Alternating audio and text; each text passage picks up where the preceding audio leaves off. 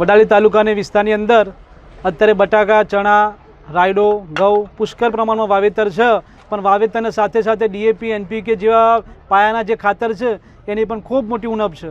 અત્યારે લોકો સહકારી સંઘ હોય કે મંડળીઓ હોય તેની અંદર લાઈનોમાં ખેડૂતો ઊભા છે, પણ પૂરતા પ્રમાણમાં ખાતર મળી રહ્યું નથી. એટલા માટે ઉત્પાદનો બહુ મોટો ઘટાડો થશે એવું લાગે છે. સરકારમાં નમ્ર અપીલ છે કે આના વિશે ખેડૂત વિશે ધ્યાન આપે અને જેમ બને તેમ ડીએપી, એનપીકે જેવા ખાતર જે પાયાના ખાતર છે પૂરા જલ્દી જેમ બને પૂરા કરે એવી અમારી આશા છે. ખેડ ખેતરને પાણી સમૃદ્ધિને લાવે તાણી આ કહેવત વર્ષો પહેલાં સાંભળવા મળતી હતી, પણ હાલ એવું લાગી રહ્યું છે કે આ કહેવત ખોટી સાબિત રહી. કારણ કે હાલ રવિ પાકનો સમય છે, જેવું કે ઘઉં, ચણા જેઓનું વાવેતર કરવાનો હાલ ખેડૂતોને ખેતર તૈયાર કરી રહ્યા છે.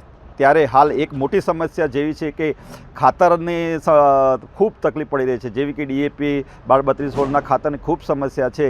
હાલ ખેડૂતને ઘઉંનું વાવેતર કરવું છે પણ ખાતર નથી. ગામે ગામે તપાસ કરીએ છીએ કે ખાતરના માટે પણ કોઈ ખાતર મળતું નથી. તો મારી સરકારને એટલી અપીલ છે કે દરેક ખેડૂતને જલ્દીથી ખાતર મળી રહે અને રવિ પાક કરે તો ઉત્પાદન મળે. તો મારી સરકારને અપીલ છે કે તાત્કાલિક આનો કોઈ યોગ્ય નિકાલ લાવે.